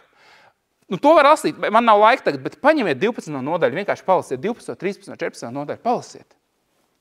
Ābrams visu laiku saka Dievam. Viņš saka, Dievs nāk un saka, viņš saka, es tevi svētīšu, vēlreiz saka, es tevi svētīdams svētīšu, es darīšu. Ābrams saka, Dievs, nu ko tu man gribi dot, tu taču redzi, ka man nav pēcnācēja. Tieši tas ir tas, kā viņš to pasaka. Viņš saka, tu redzi, šis vārds, tu redzi, ka man nav bērna. Tālāk viņš vēlreiz saka Dievam, viņš saka, Dievs, tu redzi, ka Sāra nevar palikt grūta. Dievs, tu redzi, Dievs, ka man nekad nav nekas veicies dzīvē. Dievs, tu redzi, ka man nav vienkārši tāda domāšana, man nav tāda domāšana, es nevaru pavilkt lielākus projektus. Dievs, tu redzi. Dievs, tu redzi, ka es nevaru uzrunāt tos cilvēkus pareizos. Man vienmēr ir nepareizā kompānija. Dievs, tu redzi. Lai kas ir tas, ko tu redzi? Un bieži vien tas, ko tu redzi, ir tas, ko tu centies, lai vispārēji ierauga. Jo tas tev ļauj palikt tajā stāvoklī. Redzi, kas ir Ābrahāms. Saņēma apsolījumu, Ābrams nesaņēma. 24 gadus Ābrams nevarēja saņemt apsolījumu. 24 gadi pagāja, un es savā stilā to pateikšu. Dievs bija izdarījis visu, un viņš pēc tā, labi, man pietiek, tevi vairs nesauks Ābrams, es mainu tavu vārdu. Un patiesībā viņš nomainīja Dievu vārdu, viņš ielika iekš vārda Ābrams divus burtus, kas ebreju valodā ir divas žēlstības, viņš ielika, tā var teikt. Tas ir vārdu rakstībā, ja mēs paskatāmies. Alef, bet, reš, hei, mem, ir rakstās Abrahams, viņš ielika savu žēlstību, un Sārai, kas ir šinreš jūd, viņš pielika šinreš, hei, kas ir arī tulkojās Sārā, tātad divas žēlstības viņš ielika iekšā. Kas notiek? Viņš saka, un viņš nomainīja Sāra, pēdējais burts, šinreš jūd.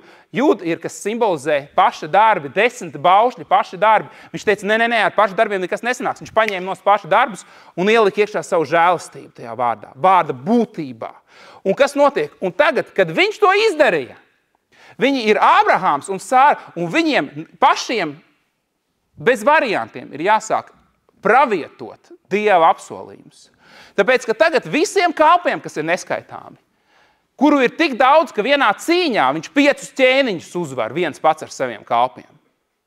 Pret 5 ķēniņiem cīņā viņš uzvar. Tik daudz ir kalpi, tik daudz ir kalponis. Visi pie viņa vērš.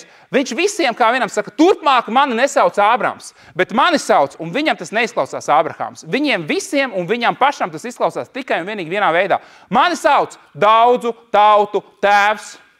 Un Bībelē teikts, ticība nāk no dzirdēšanas, un skaties uzmanīgi, un ar mutes liecību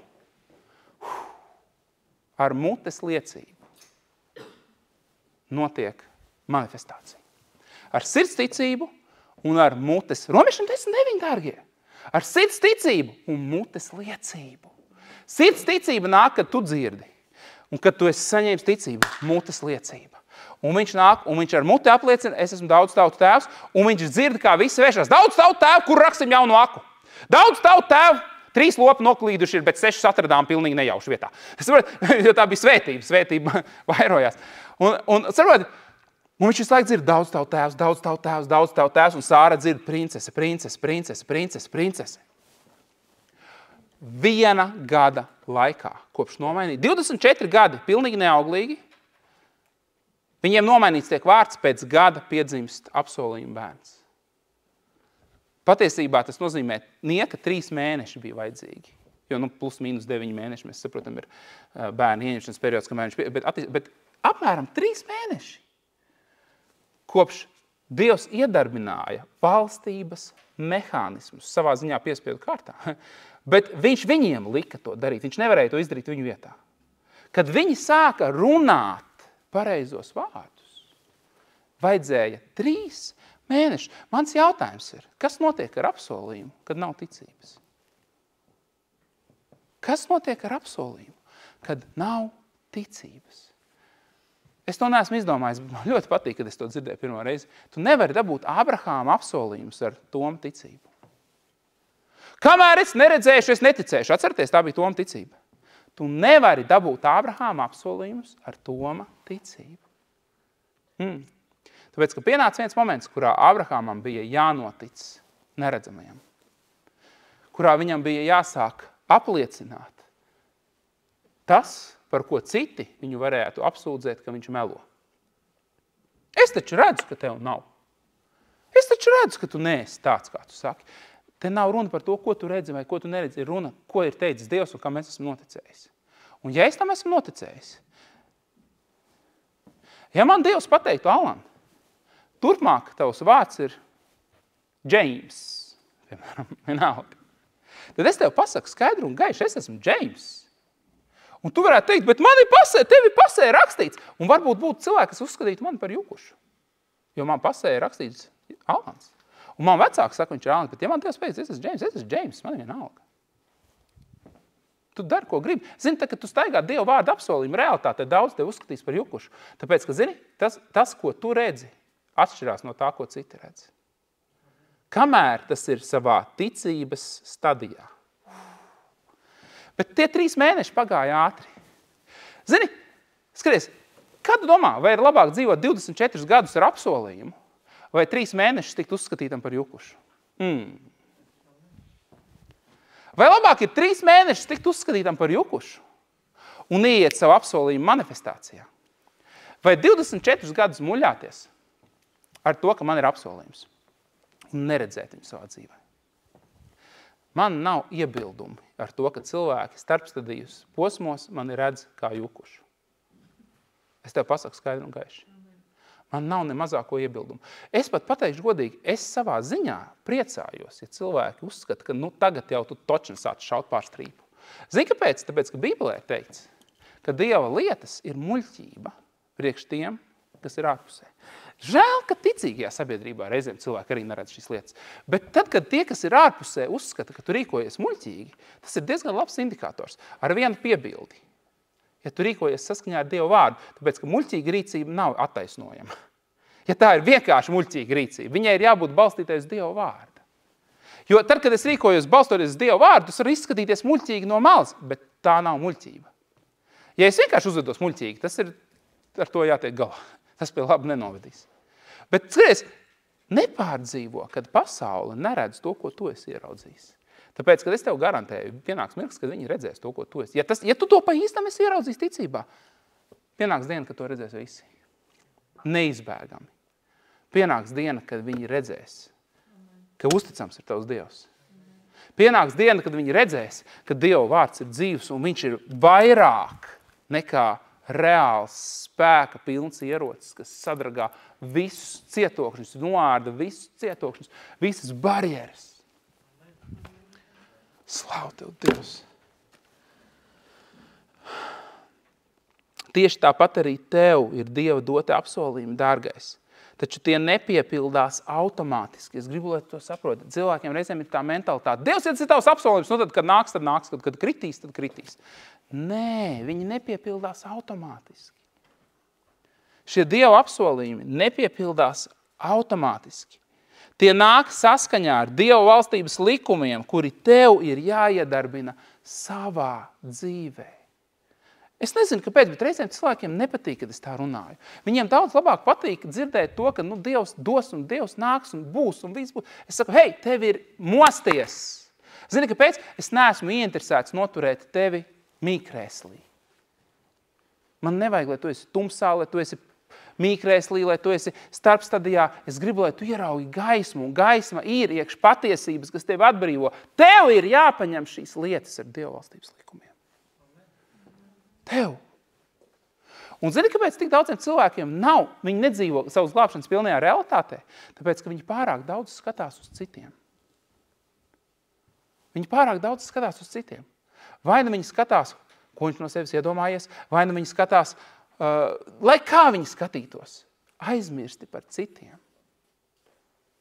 Un sāc pavadīt laiku 1 pret 1 ar Dievu vārdā.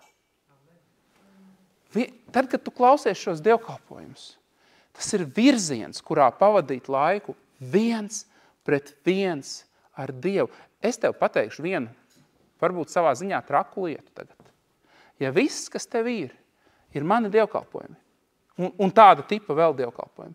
Varbūt tu klausies manas dievkalpojumus, visus nevienu neizlaid. Varbūt tu klausies Copelandu un Heiginu un vienalga ko. Un ja tas ir viss, kas tev ir, šie dievkalpojumi, visticamākais, ka tu piedzīvosi kaut kādu virzību pozitīvu uz augšu savā dzīvē, bet visticamākais, ka tu nesasniegsi tos mērķus, kurus Dievs ir ielicis tavā sirdī.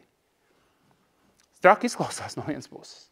Bet es esmu šeit atceries, lai tev pateiktu patiesību. Man Dievs ir iedevis ļoti konkrēti. Viņš teica, Alan, tavs galvenais uzdevums ir panākt to, lai tu cilvēkiem neesi vajadzīgs. Nevis, ka mēs neesam draugi, bet ka tu neesi, viņi nav atkarīgi no tevis. Tas ir mans galvenais uzdevums. Tāpēc es šādi ar jums runāju. Jums pasaku godīgi, ja viss, kas tev ir mani dievkalpojumi, tev nav īsti nekā. Jo šo dievkalpojumu galvenā ideja ir radīt tev virzienu, kurā tev ir attiecības ar Dievu personīgas. Tu ieraugi, un tu sāc runāt ar Dievu. Un tu zini savas dzīves nianses, un tu saki, Dievs, izrādās, es esmu 40 gadus palaidis pašplūsmā šīs lietas. Es gaidīju uz tevi. Es ticēju, kad atbrauks svaidītie cilvēki, un kad draudzes vecāji par mani lūgs, bet es nekad neesmu uzņēmies atbildību savā dzīvē. Par savu dzīvi. Nekad. Un šodien es esmu ieraudzījis. Un Dievs, es nezinu, kā to izdarīt. Tā ir vispašākā lūkšana. Viena no labākajām lūkšanām ir teikt, Dievs, es nezinu, kā to izdarīt. Jo es tev varu pateikt skaidri un gaiši, es neesmu zinājis nevienu pašu lietu, ko man Dievs kādreiz ir teicis izdarīt. Līdz šai dienai nevienu pašu lietu es neesmu zinājis, kā izdarīt. Un zini, kas ir? Un tas ir tik ērts attaisnojums. Dievs, es nezinu, kā to izdarīt. Līdz ar Dieva aicinājumu nāk Dieva nodrošinājums. Tev nav jāzina. Es tev gribu šeit šodien atbrīvot. Tev nav jāzina. Atceries Abrahamu, toreiz Abrahamu. Viņš neticēja, viņš kļūdījās, viņš meloja. Nekas no tā nebija problēma. Bet zini, kas ir? Viņš noticēja. Viņš noticēja. Un tad, kad viņš noticēja, viņš kļuva par svētību priekš ļoti daudziem. Viņa darbība atstāja svētības citiem, akas, ko viņš izraka. Tas ir tik daudz, kas radīja svētību priekš citiem. Halleluja! Skaties uzmanīgi. Neskaties uz... Ja tu gribi zināt, lūgt, šie ir tie likumi. Šie ir tie likumi, kas tev ir jāzina. Pirmais, neskaties uz redzamo. Nekad neskaties uz redzamo. Ja nu vienīgi tikai tāpēc, lai novērtētu situāciju, kura ir pakļauta izmaiņām. Bet neskaties uz redzamo. Ieraugi neredzamo. Runā saskaņā ar ticības redzējumu. Slavē Dievu katru mirkli, priecājies par katru elpas vilcienu, un tu redzēsi, kā piepildās visi Dieva apsolījumi. Es tev iedošu vēlreiz šo sarakstu. Es gribu, lai tu saproti, cik tas ir nopietni. Neskaties uz redzamo. Zini, mums katru dienu ir izaicinājums redzēt. Un, kad es saku neskaties uz redzamo, tas nozīmē neskaties uz to, ko tu jūti. Jo ir lietas, ko tu vari neredzēt, bet tu viņas vari just. Ir lietas, ko tu vari neredzēt, bet tu viņas vari apzināties. Respektīvi, neskaties uz to, ko pasaule sauc par realitāti. Ieraugi neredzamo. Jo viss redzamais ir laicīgs un viss neredzamais ir mūžīgs, Bībelē rakstīts. Ieraugi neredzamo. To, ko neviens cits šodien neredz.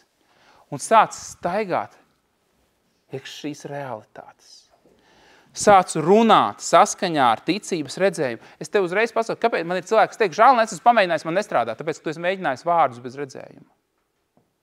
Tu esi mēģinājis vārdus bez redzējuma. Redzi, vārdi bez redzējuma nav tas, par ko runa. Vispirms tu ieraugi neredzamo. Tu neredzi redzamo, ieraugi neredzamo. Un tevī parādās redzējums. Un tālāk tu runā saskaņā ar šo redzējumu. Tāpēc tu izskaties traks no malas. Tas ir tas iemesls.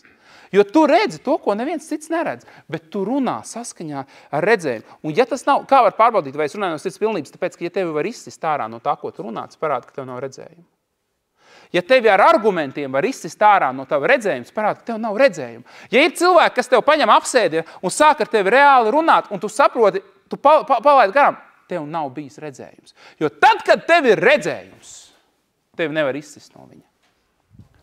Tevi nevar izsist no tava redzējuma.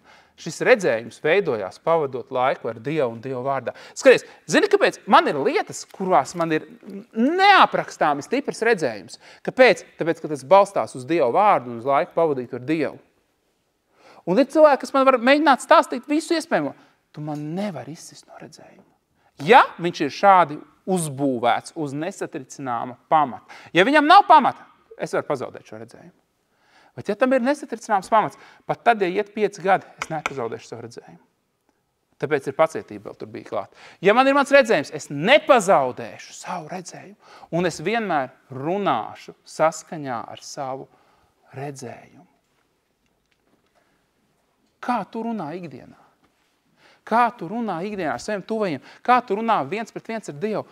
Vai tu neesi pazaudējis savu redzējumu? Dievs visu laiku Abrahamam atgādināja redzējumu. Tad, kad Abrahams saka, man nav nekā, viņš saka, skaties uz zvaigznēm. Kad viņš saka, man nav nekā, viņš saka, saskaita smilšu graudus. Kad viņš saka, man nav nekā, viņš saka, es tev došu dēlu. Viņš viņam visu laiku uzturēja dzīvu redzējumu.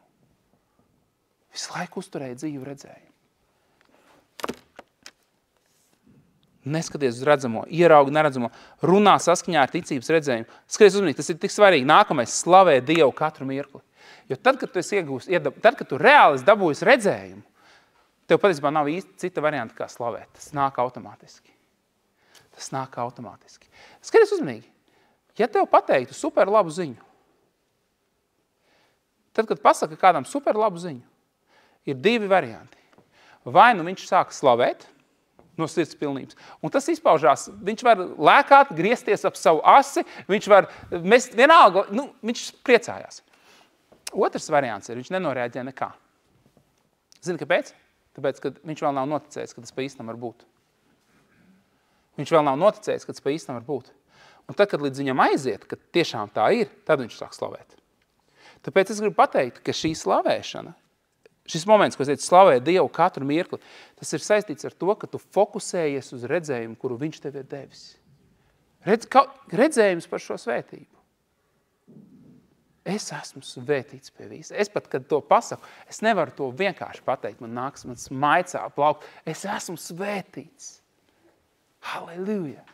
Ja tu zinātu, cik daudzas reizes esmu domājis un runājis ar Dievu par svētību, tad, kad fiziski es viņu neesmu ne tuvu redzējis.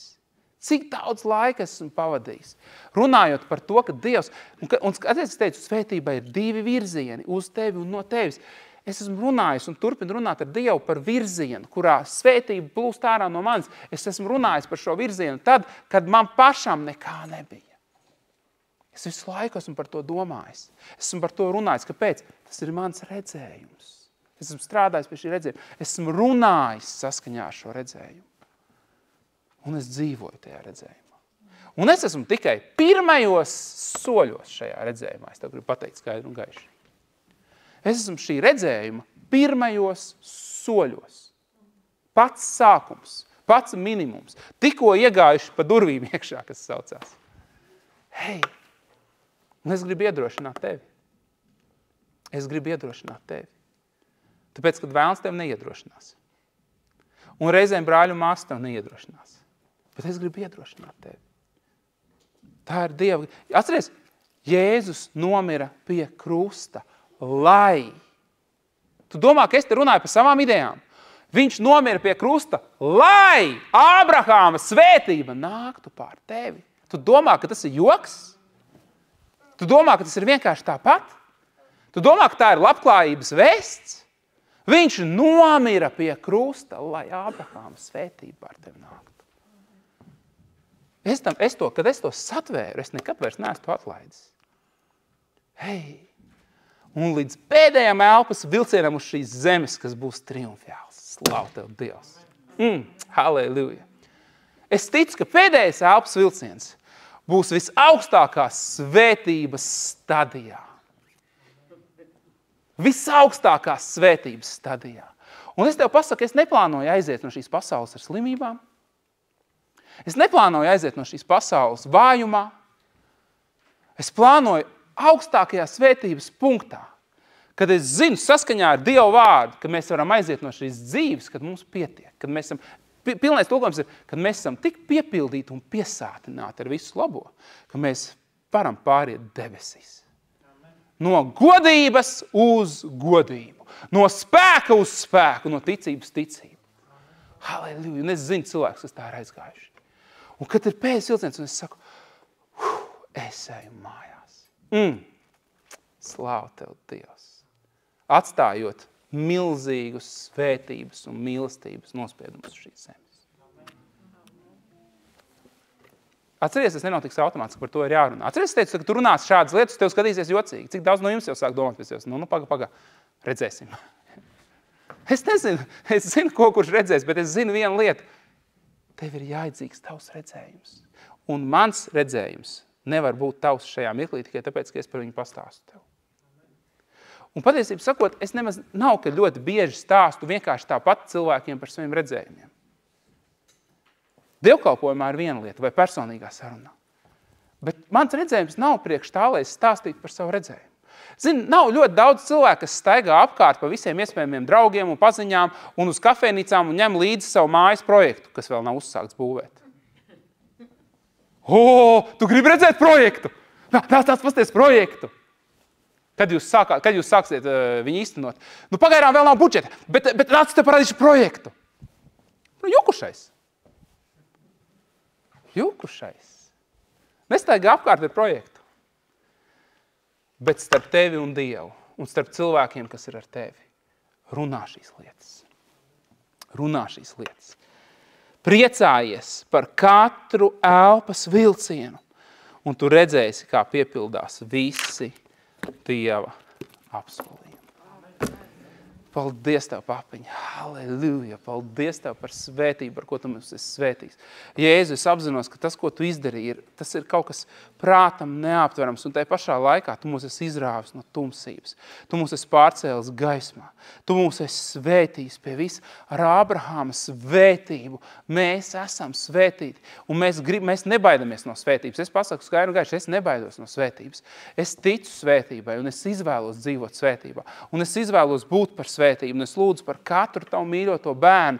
Es lūdzu par to, lai viņi ieiet nebijušā svētības līmenī, lai viņi ierauga to kā kaut ko tik pašsaprotamu, tik pašu par sevi saprotam, ka viņi nevar dzīvot bez šīs svētības. Jo mēs arī nevaram dzīvot pilnvērtīgi bez šīs svētības. Mēs neesam tā radīti. Mēs esam radīti, lai dzīvotu viņa svētībā, attiecībās ar viņu.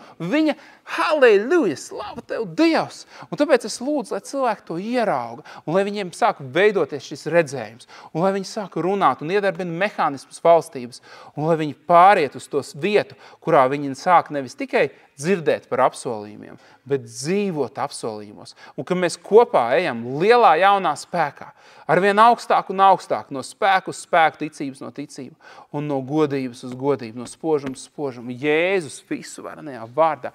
Es vienojos, papiņ, ka viss ir izdarīts.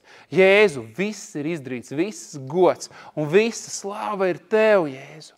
Pateicoties Tev, mēs esam šajā pozīcijā. Pateicoties Tev, mēs esam Tavu mīļotie bērni. Pateicoties Tev, Jēzu, mums ir dzīvība mūžīgā. Pateicoties Tev, mēs esam atbrīvoti no tumsas. Pateicoties Tev, mūsos ir spēks. Pateicoties Tev, mūsos ir prieks. Halleluja! Pateicoties Tev, mūsos ir dzīvība. Pateicoties Tev, mums ir cerība un paļāvība. Pateicoties Tev, un tāpēc es slavēju Tevi. Un es zinu vienu, es gribu ar katru savu elpas vilcienu priecāties par Tevi un pagodināt Tevi un priecāties kopā ar Tevi un baudīt kopā ar Tevi Jēzus varenajā vārdā. Un es lūdzu par katru, kas dzird manu balsi šodien. Es lūdzu par katru no jums un tiem, kas ir pēc tam ierakstā un atkārtojumā. Es lūdzu par to, lai šie cilvēki ierauga Tavu aicinājumu tā kā vēl nekad un sāk dzīvot jaunā līmenī, lai ir pagrieziena moments viņu dzīvē, kad viņi saprot, es vairs nedzīvošu, kā pasauli ir diktējusi, es dzīvošu, kā Dievs man ir paredzējis. Jēzus vārdā, amen. Un vēlreiz amen. Un nākamajā Nedēļā dievkalpojums ir tikai online. Atcerieties, dargie, ja? Labāk pasakiet viens otram, lai kāds neatnāk pa velti. Un pēc tam viss kā parasti. Līdz aiznākamajai reizei. Tā.